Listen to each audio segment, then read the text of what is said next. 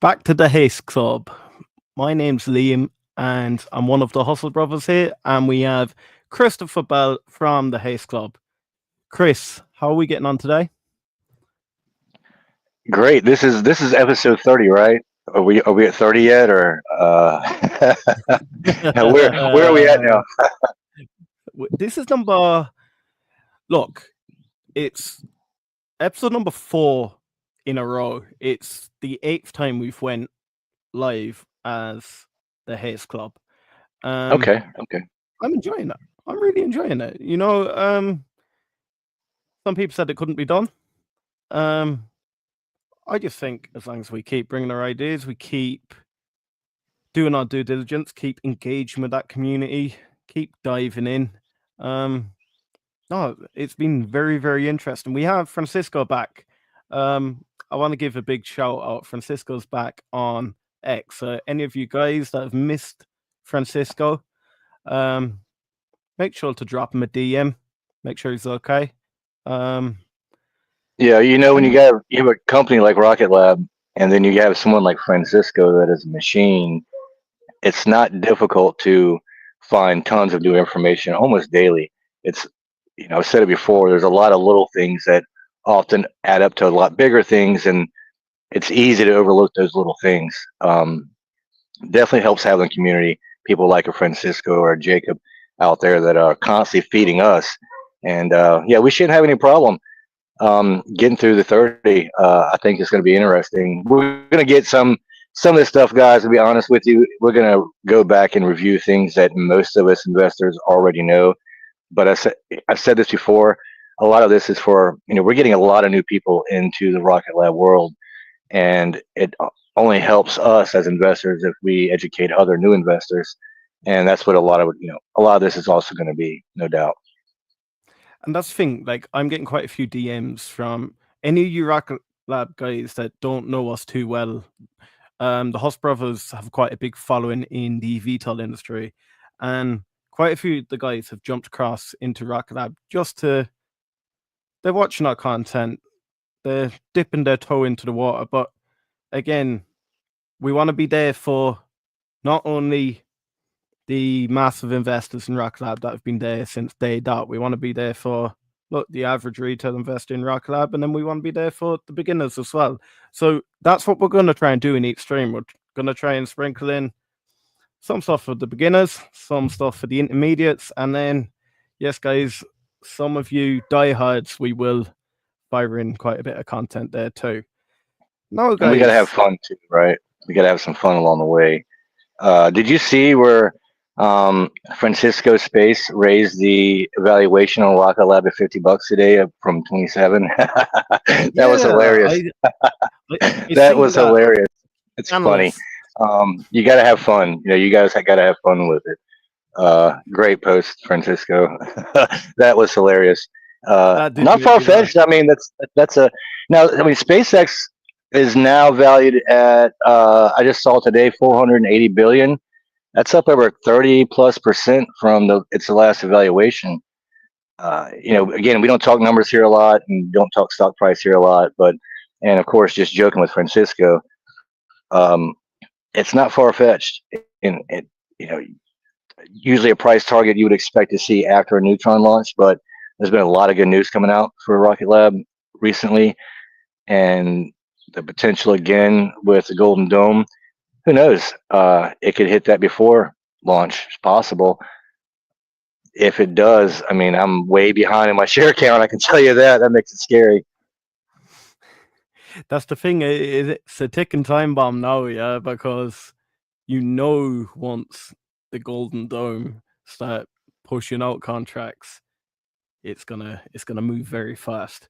I will bring up 2 articles that came out today that are absolutely insane that Francisco and yourself shared with us, and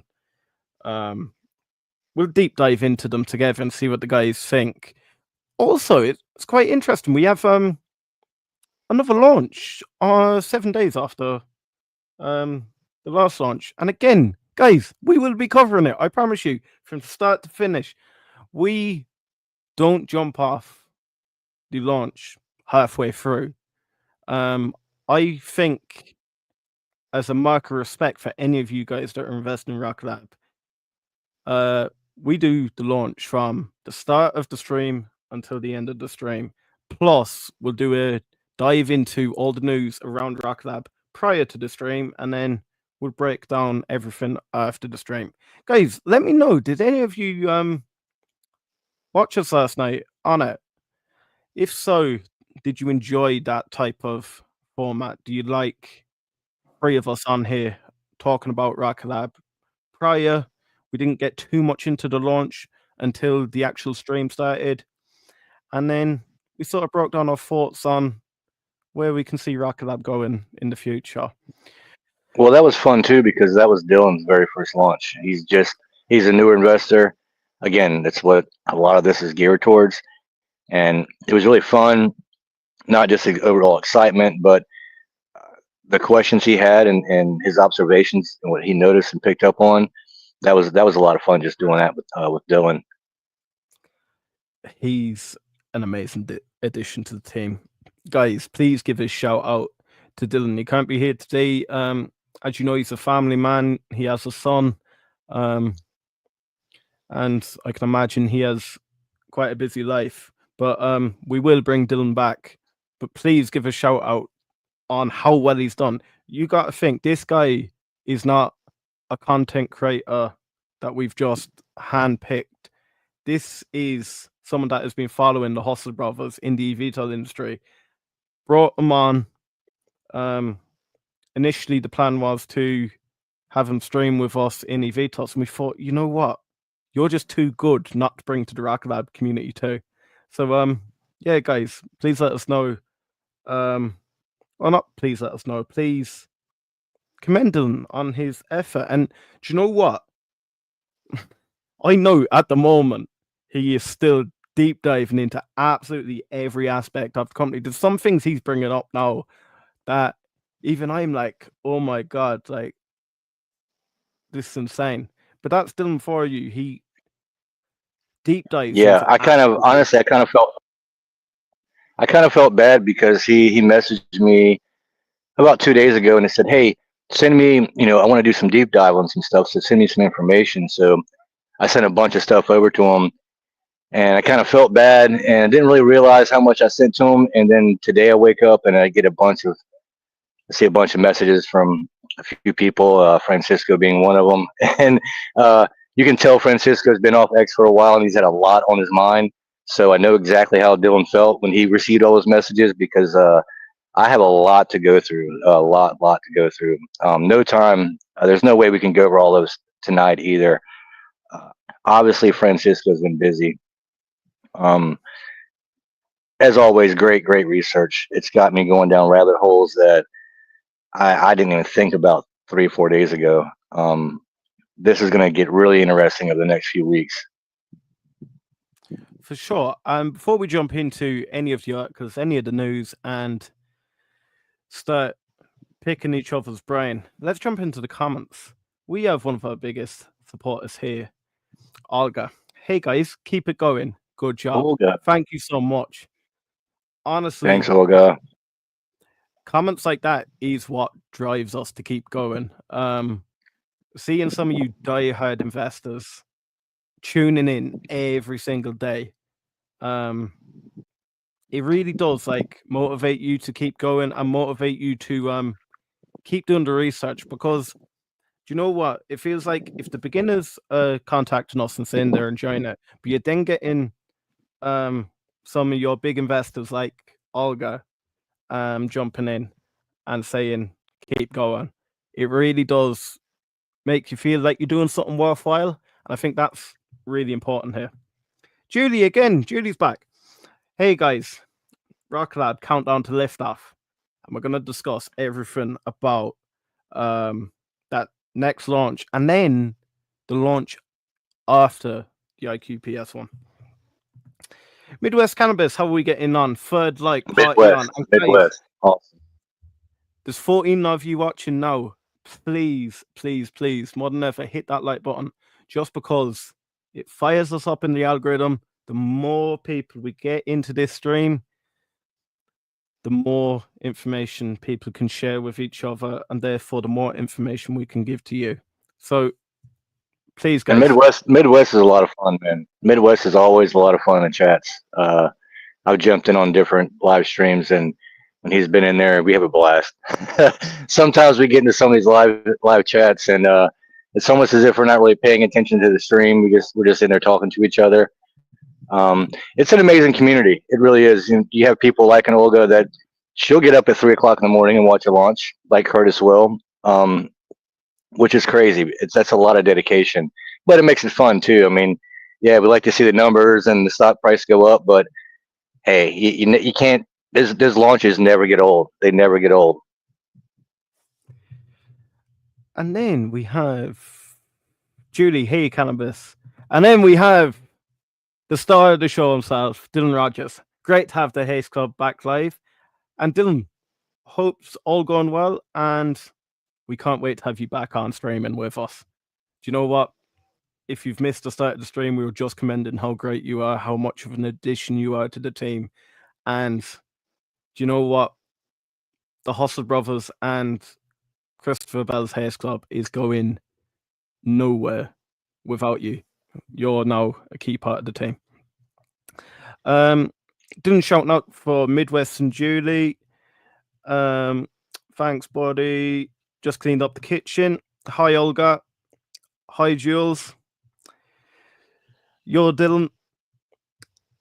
Everyone's loving Dylan. Francisco, do you know what? Big man, you're back. We love it. Keep firing out the content. Absolutely amazing. Keep deep diving into it. We're going to get through some of the articles now about the Golden Dome. Very, very We talked about, news for racking up. When we were doing our deep dive on Haste a few months ago, and it was around the same time that they made their partnership and signed up with Hypersonics. They were already looking at working with the Australian government as far as their defense program and their ramp up to have their own, I guess NASA is not the right word, but sort of NASA kind of thing. New Zealand did come into the conversation, and it really made sense. And then look what happened just recently, the last few months, and look who's helping them lead the charge in that. Well, why would that not go to one of the best in the world that happens to be, right down the street from them, technically in their own country, and in Rocket Lab? There's layers of this thing, and it's something that we have talked about in the past several times.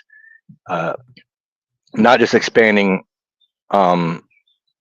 Haste itself, but they're obviously going to capitalize on the fact that Rocket Lab is right on the street from them. So that's just going to be another good customer, and again, more defense as well.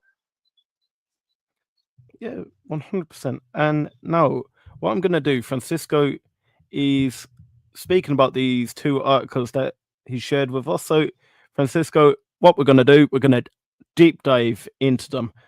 And guys, if you like this sort of content, make sure you're following Francisco Space on X. This guy is an absolute genius, and you're going to see exactly why we're so obsessed with Francisco over these next two articles. Zed Stacker, hello, how are we getting on, brother? It's great to see you here. So let me quickly bring up these articles here. So the first one, the Defense Minister, Judith Collins, endorses Trump's Golden Dome amid contract frenzy. So for any of you guys that don't know who the Defense Minister, Judith Collins, is, she's the Defense Minister in New Zealand. So US President Donald Trump Golden Dome missile defense project has won endorsement from New Zealand. The vision is of a vast shield of sensors, missiles, and even laser beams designed to take out conventional and nuclear missiles. Guys, sensors, missiles, and even laser beams. Rocket Lab can supply absolutely every one of them. Critics of the proposed system say it may fuel an arms race in space, and China and Russia have condemned it. Now, I don't know if you agree with me, Chris. look, none of us want an arms race. Like, I want to put that out there now. None of us like to talk politics on an investing channel. And look, I don't like to get involved in countries' politics whatsoever. However, I'm looking at it with an investor's head. An arms race with the likes of China and Russia would mean that the US would scale up extremely quickly because the US have to be the most powerful nation.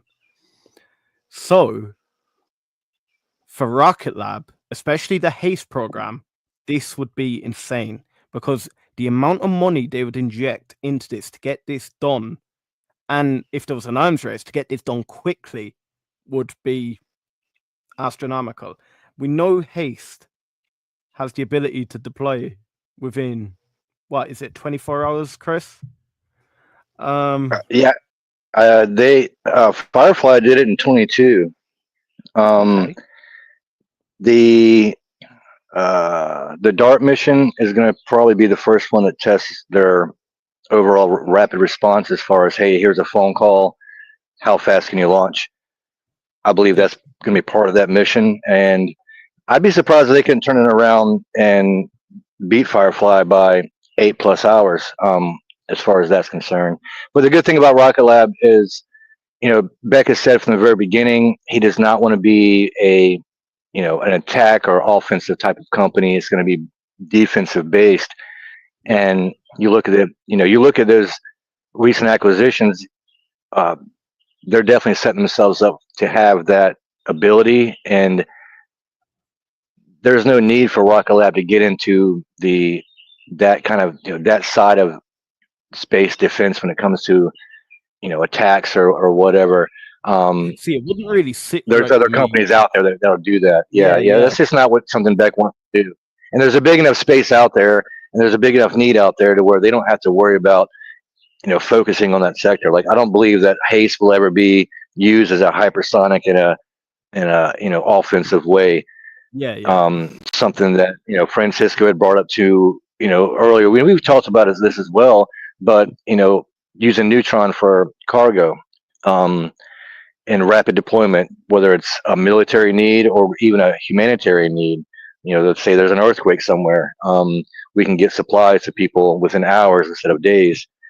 So there's a lot of other applications for haste and rapid deployment hypersonics way outside the need for any kind of offensive weapon.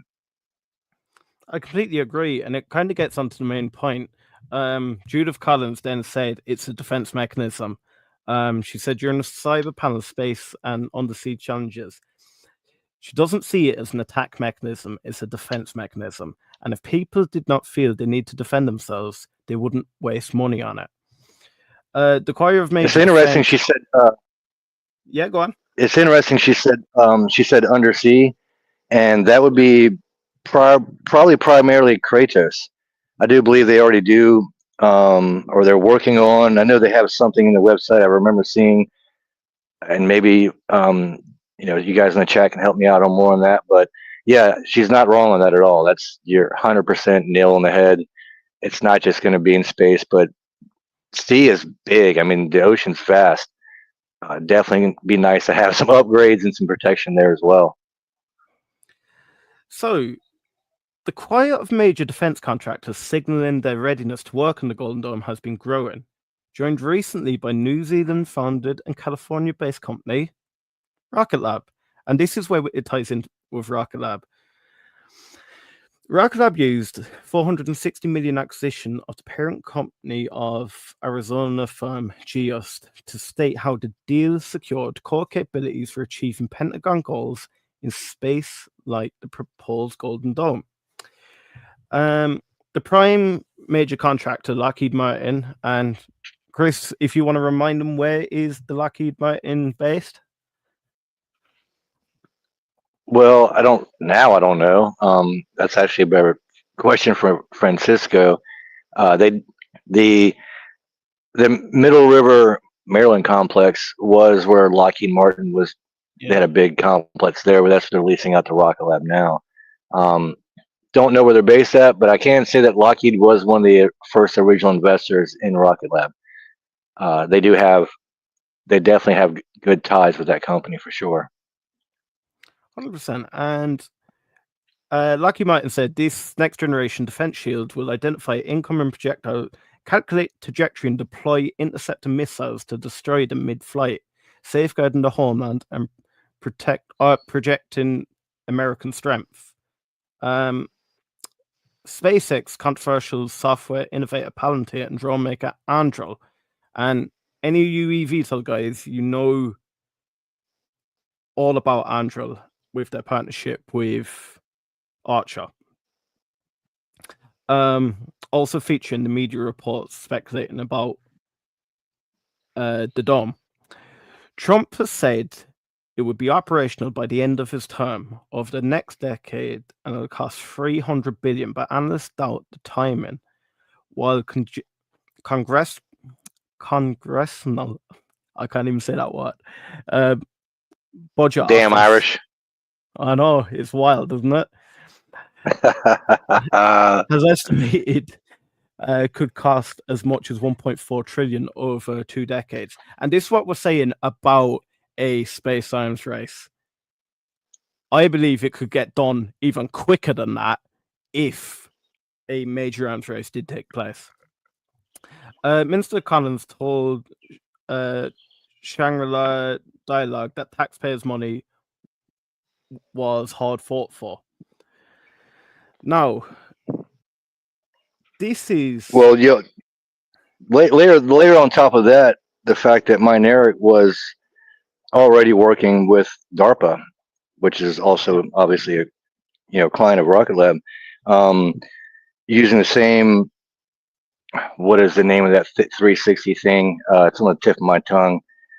I probably should have took more notes, but that's just one more layer to add on top of that. You kind of just slide that on in there as far as going along with those articles. Gives you a lot better idea of the direction that Rocket Lab is going to go in as far as what they're looking at as far as revenue and aiming for more defense contracts like that.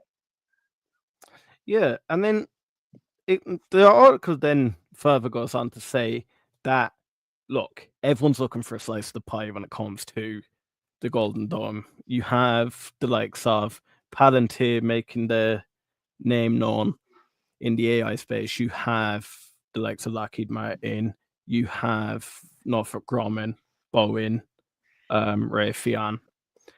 But Rocket Lab said in a media press release, citing that the Golden Dome is positioning itself as the disruptive prime to US national security. And we've seen that Beck said in his interview with the guys that, of course, they're looking for a slice of pie with the Golden Dome project. But this isn't the most exciting article that Francisco shared. And I think we'll just jump straight into it because it kind of ties in with this. So, again, Judith Collins tells Security Summit New Zealand setting up Space Squadron. So, the Defence Minister had told the Security Summit in New Zealand is setting up a Space Squadron against backdrop of rising threats. Again, at this same conference, she told the summit that New Zealand doubled its defence spending. We need to ensure that we're building capabilities that are effective into the future, and this particularly true for the domains of space, cyber, and undersea warfare. So it's very similar to the previous article. Now, who is she referring to? Of course, it has to be Rocket Lab. I also see Kratos in there again with the undersea thing. Yep. I think it was, I think was it Julia said that before, but yeah, I see Kratos as being, and again, Rocket Lab is already partnering up with Kratos, so they're very familiar with each other. Building on that relationship and doing more projects together is very, very feasible to see that. But you're right. Yeah, that's going to be. There's a lot of potential there just for Rocket Lab, no doubt at all. Yeah, for sure. And then Collins told the summit that she was working with its partners to leverage out launch capabilities and offer unique advantages such as lack of immediate neighbors to support the shared security interests.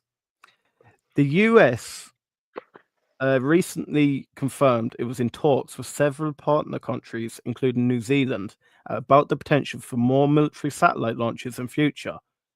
Collins has said she was not directly engaged with that, and the New Zealand Defence Force said launch contracts were a matter for US and private company Rocket Lab that has spaceports at Mahia and in the US.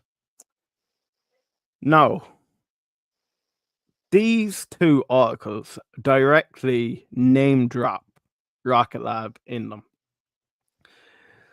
Many of the guys have been wondering why we've been so big on the defensive aspect of Rocket Lab. Look, we're bullish on every aspect of the company. And I think you'll see as we go through the Haste Club, we'll be talking about commercial on occasions, and we won't be talking about defense as much.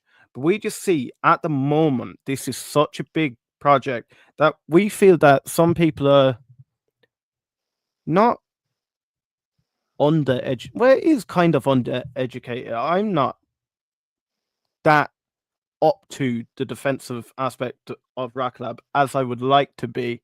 And it was Chris and Francisco that sort of opened up my eyes to how big this Haste project's going to be and how big Neutron project could be, not only commercially, but as a defensive or governmental vehicle. Chris, what's your thoughts on it? Do you think finally retail investors will start opening their eyes a little bit to the Haste side of the business and how profitable it can be? And then again, how Neutron can benefit the government and the Department of Defense, not only in the US, but again, like in New Zealand, in the UK. I can see it going to Europe. What are your thoughts? Well, it is going to Europe. Haste is going to Europe and the UK. We're already seeing the partnership again with Australia, and I believe that we'll soon see Haste launching out of New Zealand for most likely for the New Zealand government. That should just be a no-brainer. It is a very large project, or has potential to be a very large project, and it has grown and a lot more than, like you said before, most people anticipated or realized.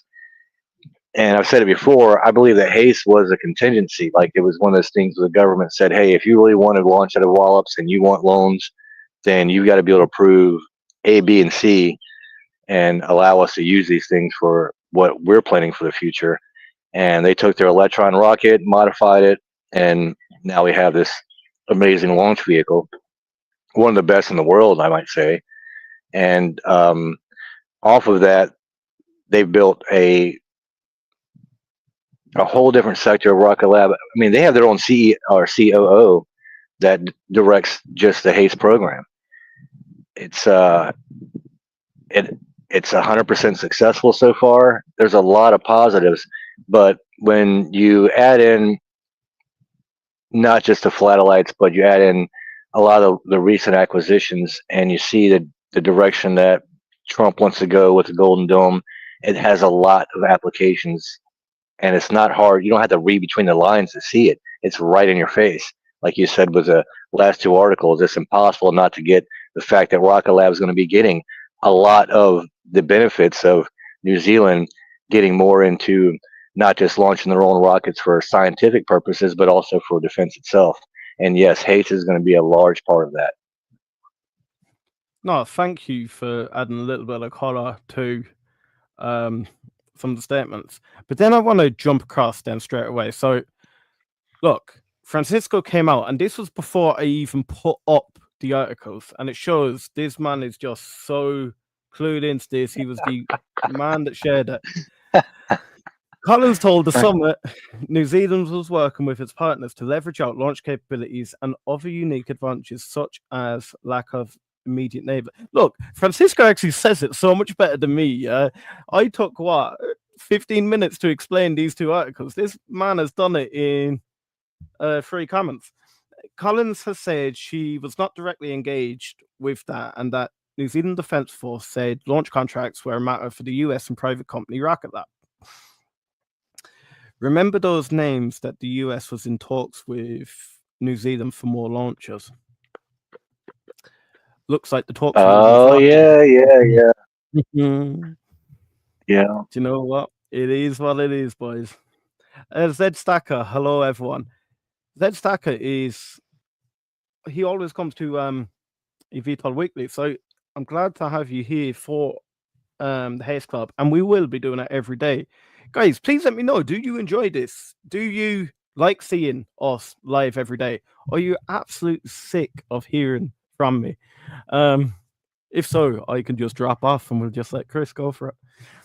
Early night for me. I think we could have got. I think we could have had Francisco come on and save everybody about 15 minutes and and just tell us what he just told us. Oh, that guy's awesome, man. I'm out of a job, boys. That's great. So, shouting out Zed Stacker. Great thoughts about that, Julie.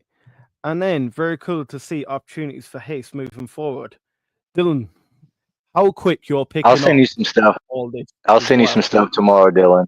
I know you like doing your research. I've got a few things that I've been holding back on. I've been giving you a lot of stuff. I've been sending you a lot of stuff to look up, but I've got some really interesting stuff. It'll make a lot more sense, especially the kind of things we're talking about tonight.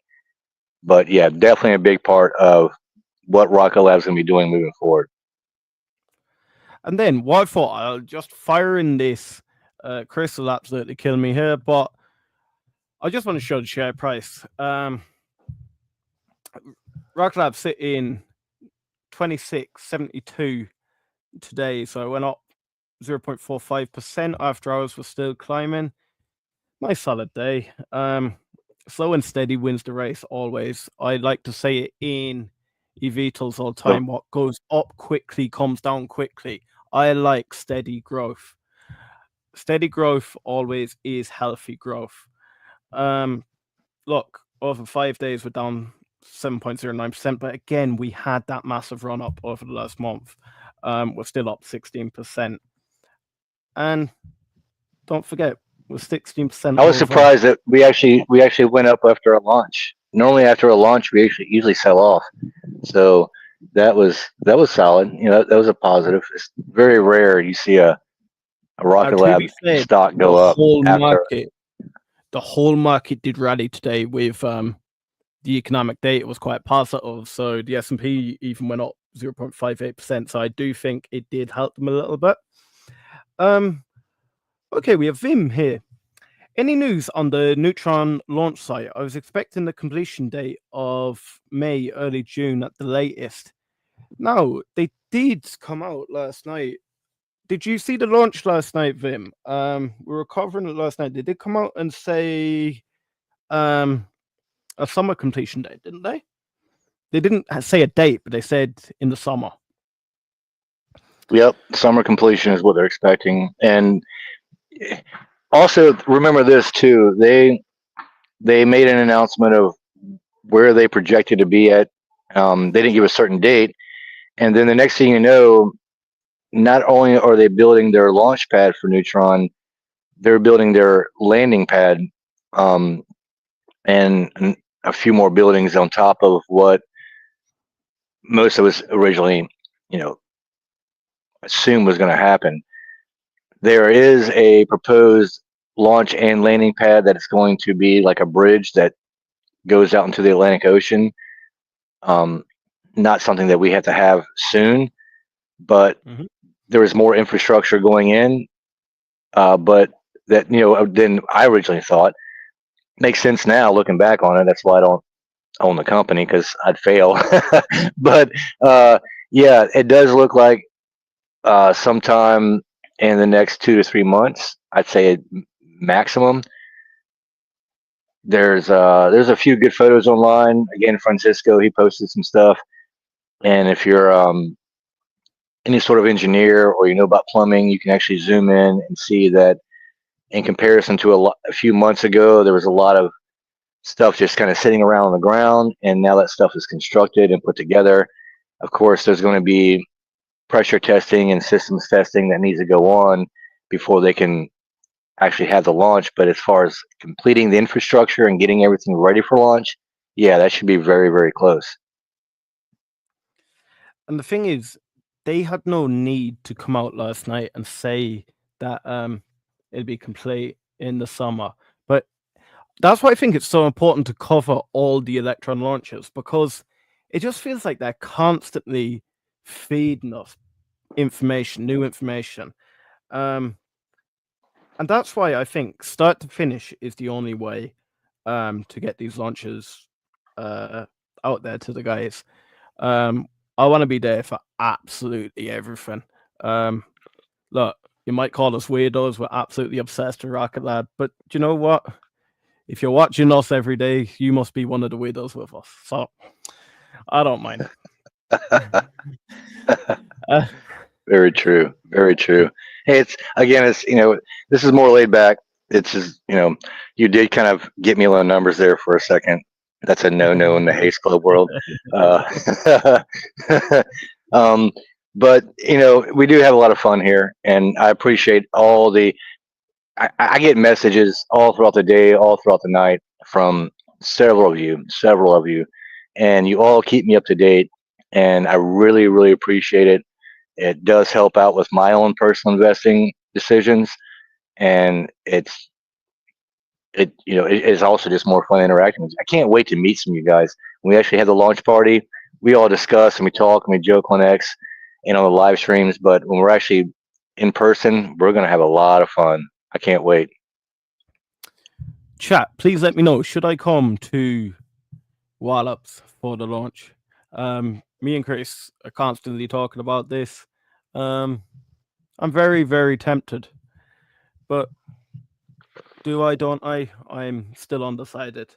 It's a long way for me. For any of you that don't know, can't tell by my poor accent. I'm from the Republic of Ireland, so it's a bit of a distance. But do you know what? We're willing to travel it for you guys. So anyway, Chris, we have another launch.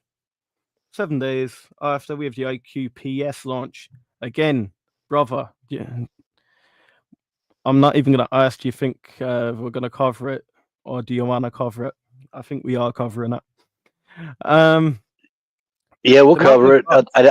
I don't know what time it's going to be, but we've already proven it doesn't matter what time they launch. Really, I'm hoping it's not 3 o'clock in the morning my time, but yeah, we'll do that. And there's also it's on the books for this month. I'm not sure what's going to happen.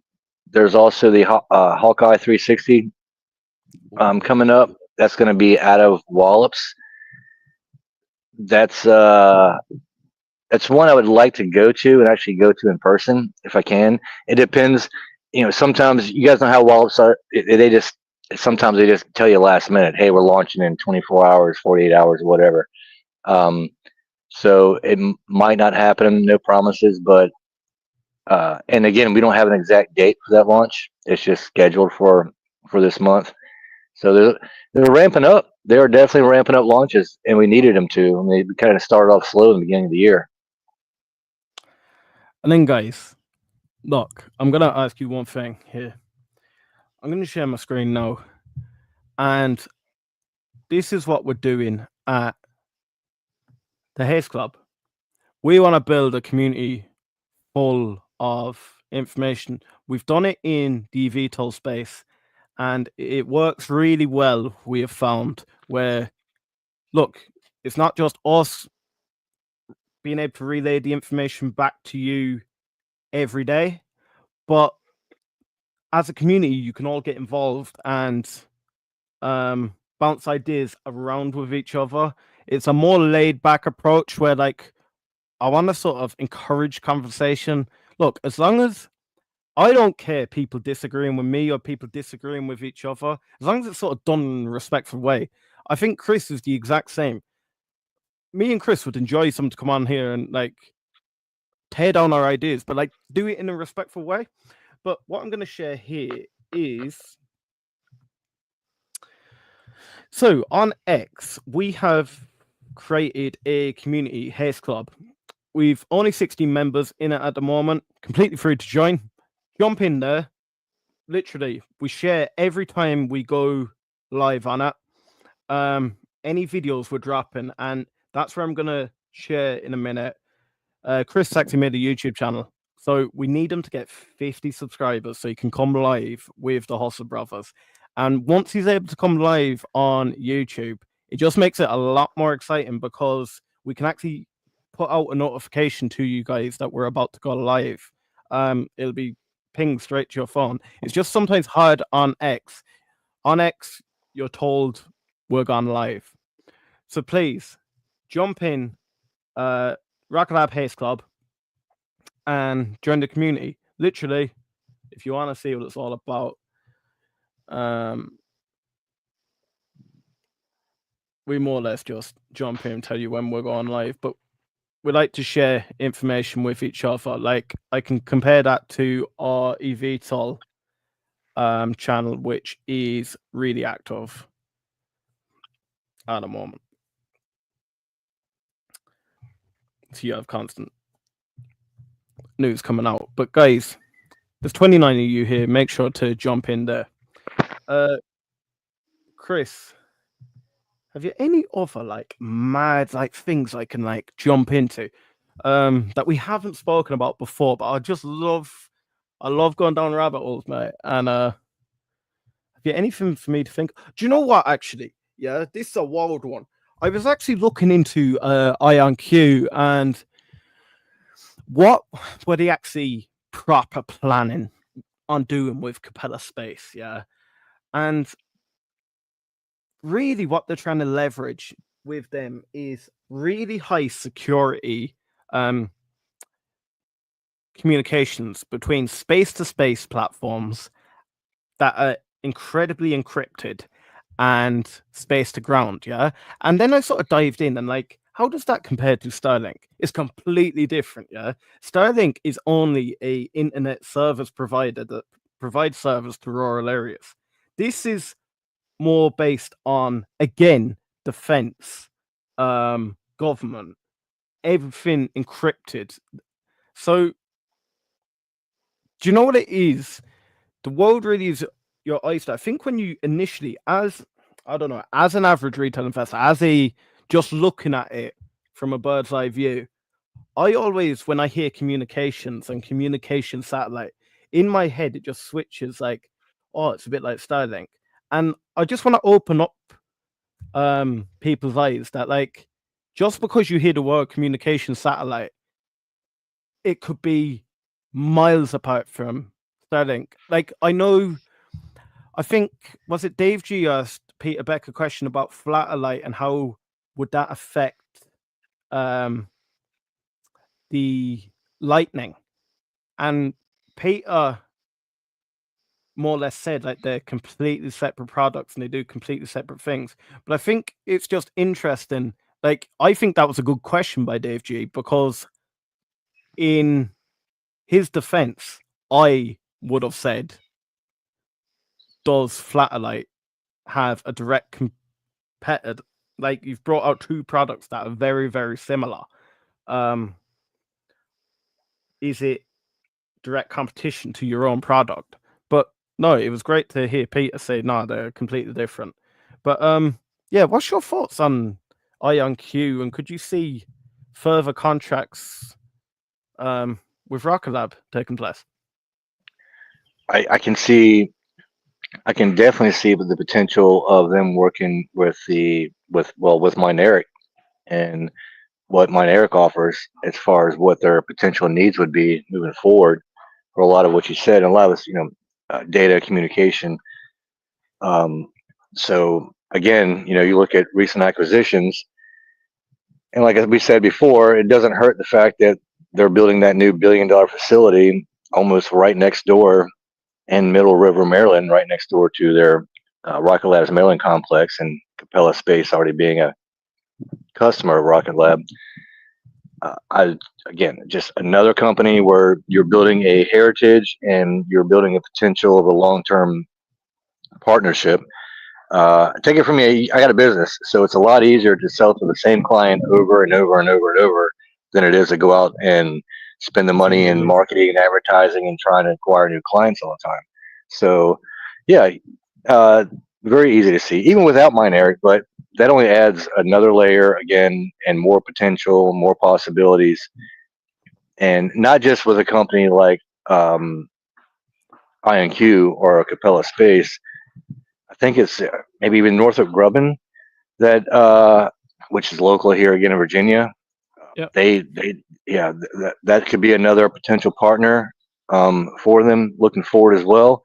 And obviously there's a few more, but you just got me down a rabbit hole this time for once. And then, this is a complete naive question I'm about to ask you, and there's probably no right or wrong answer here. But this is because, like, I'm not US based at all, and I think this is where it can be interesting. I know Dylan has always said this about the VTOL industry, where he loves speaking to us because we can give an international view, and then we could ask him a question that might be common knowledge for you guys in the US, but to us, it doesn't make sense till you explain it to us. Why is there so many, like, I don't know, like, I don't want to say defensive. Well, it kind of is defensive, but like companies like that in Virginia. I don't know, man. I was just born here. I don't know. It is one of the world's largest military states.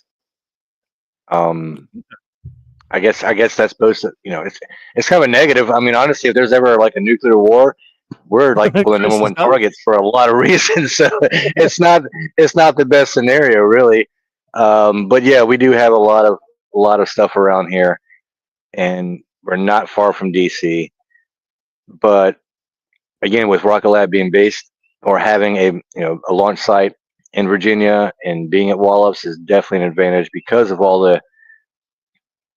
And this kind of goes back to your eVTOL thing. And again, I'm just getting new into that as well.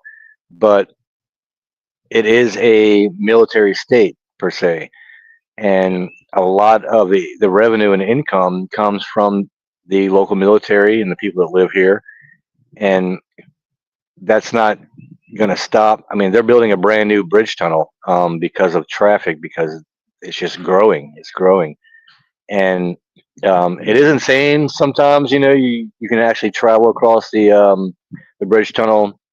You can see the military out there training. They're fast roping down into the water.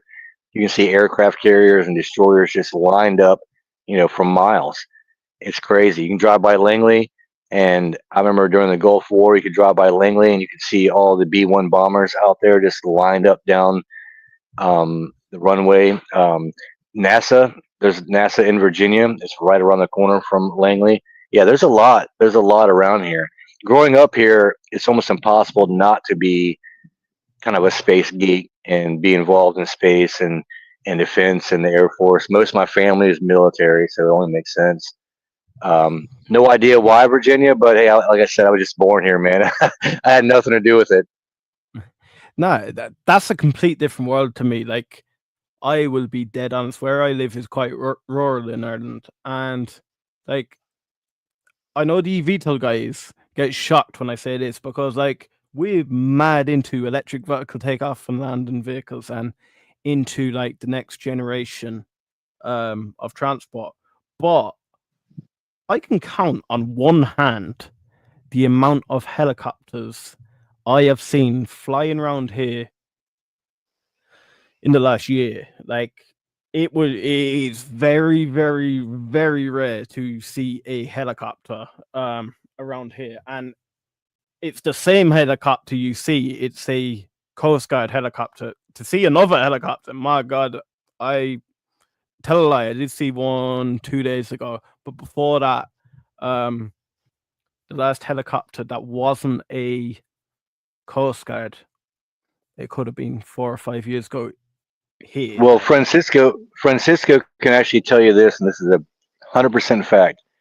Where I live at, I'm right on the East Coast. I'm very close to a lot of bases, and I can see air traffic at night. And some nights the air is just full of planes, and I can do a video and show you guys. There's planes everywhere. You got Norfolk, you got Richmond, of course, you've got all the military bases. And then some nights, all of a sudden, there's no air traffic. So I know for a fact when there's no air traffic above me, they're launching out of Wallops, there's a and lot. that's exactly how I've been able to catch a couple of the Haste launches, even though they were classified. And I didn't know for sure there was a Haste launch. It could have been a one of the Navy sounding rockets, but normally where I'm at, I can't see the sounding rockets. They're not as big as a Haste launch. Okay, Um, yeah.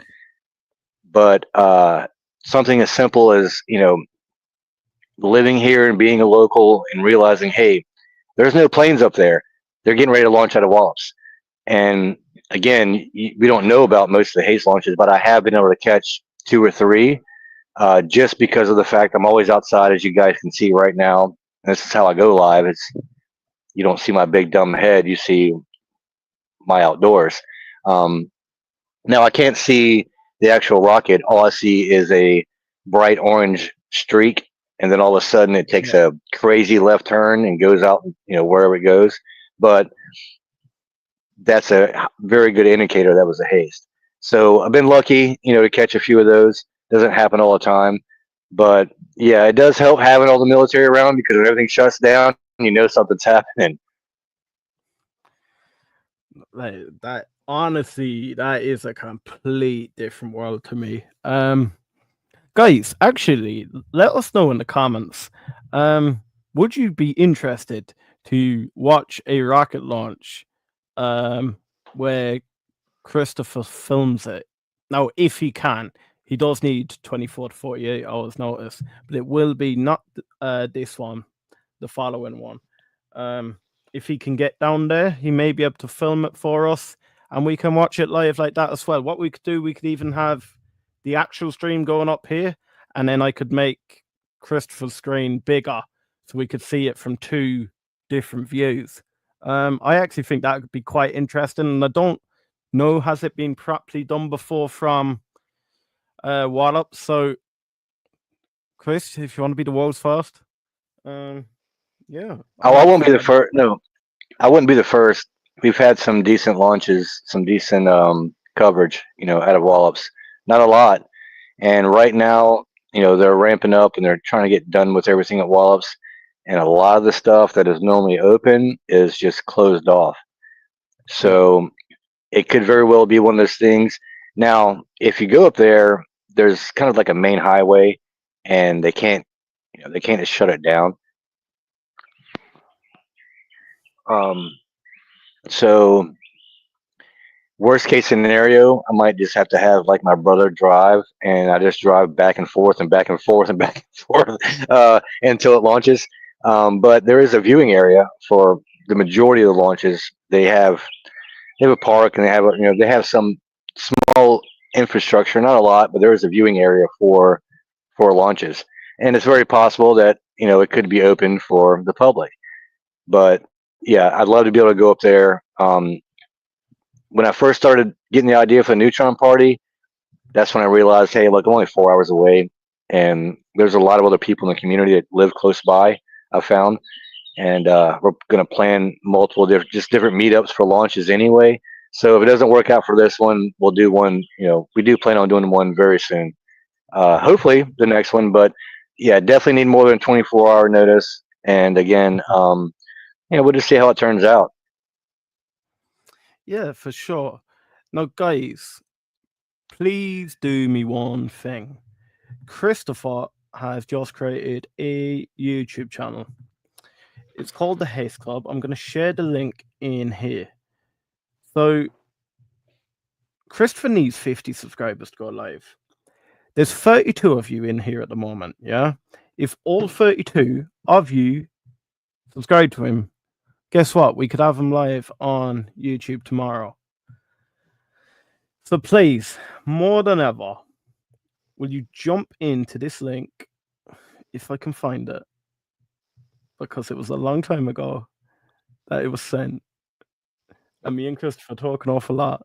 And this is what I mean about the Haste Club. We do things different. I'm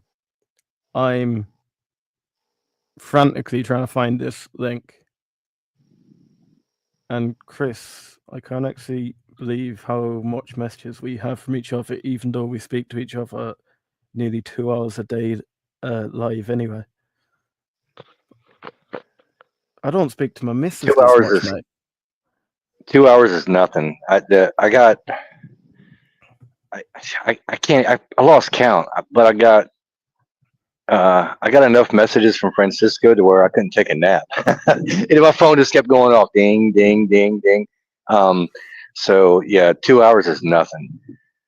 Especially when Francisco wakes up and gets back on X, it's just insane the amount of information. It's funny because tonight I was really hoping to get in. I was wanting to go way back at the beginning, basically Rocket Lab 101, because Yeah. again, I want to go and talk to more of the more newer investors of Rocket Lab, but you never know what you're going to get when you open up X in the morning, and all of a sudden Francisco jumps back on, and you're like, whoa, I've got a week of research to do. And I was almost not even wanting to go live today because I was like, there's a lot to go over. And we're just Yeah, hitting the what's surface on a intentional? lot of this stuff. We're just hitting the surface on a lot of this stuff right now because a lot of it's new. So we're gonna miss a lot of stuff, and we're gonna be wrong. I mean, I'm wrong all the time. I got kids, believe me, they remind me. I'm wrong all the time, but this is a lot of fun. It's a lot of fun, and thanks again, everybody that does message me and gives me this stuff to look over. I joke about the fact that I get all the messaging, but I love it. I really do. It's fun. I love the DMs we're getting lately. The majority of them are positive. As always, not you get your few, but Francisco has put up. I've been fixing my X today, guys. Again, make sure you jump in and follow Francisco Ramirez. I think your Francisco Space 5 is on X. What I might do after this stream, I might actually share your username for people on X. And you know what? We're only growing on X. On YouTube, we've got 2,500 subs. But on X, we only have 300 followers. So, guys, if you're on X, please make sure to follow the Hustle Brothers. We are gonna keep ramping this project with Christopher. Look, we are working with Christopher, but this is Christopher. Christopher is heading this. I don't want to take away his spotlight. This has been a great stream to catch. Thank you so much, Dylan. And you know what? I can't wait to see you again on the next one. I had to add. Hey, I'm only doing this because Francisco and Johnny Mac made me do it. I wasn't planning on doing this, and they were like, "Hey, just go live and shut up," basically. That's when I got on my kayak, and then here I am. So yeah, thanks, guys. It's been a lot of fun. But guys, again, do you know what? If you have any news you want to share, I don't care who you are. I don't care whether you've one share. I don't care if you've no shares. As long as you're like interest in Rocket Lab, you could be a beginner and you haven't invested yet, and you just want to know the basics. Drop us a DM. Yeah, there's nothing stopping you from steering where the Haste Club goes. Absolutely, any one of you. If any of you want to call in, you can always call in to us. Whether you're a massive investor and you want us to cover certain news, or look, you're a beginner investor and you want us just to go through the basics of Rocket Lab. On our next daily, we'll always try and cater for absolutely everyone. But what I want to say is, this is Liam from the Hustle Brothers. We have the head of the Haste Club, Christopher Bell here. I want to thank you so much. Again, stream just keeps growing, keeps getting more and more people every single day. Look, again, said it couldn't be done, but another hour achieved of live streaming Rocket Lab Daily. We're going to be here every day for the next 30 days. Again, if you want us to keep going, we just need this community to keep growing. So if you want it for another 30 days, look, we're going to need more and more people in these streams every single day. Keep following us. Keep engaging in the chat. Chat engagement is the biggest way we can sort of monitor whether people are interested in it or not. Because we don't know. Look, when we go live for an hour, we don't know, does someone just pull it on their phone and walk away? Or they pull it And on their not TV and fall asleep? not only that, this is what we want. We want it to be a chat based sort of focus group where you guys are kind of leading the way. We'll come in, we'll give some ideas, and but it's more fun interacting with you guys and feeding off of you because again, that's where we get a lot of information from anyway.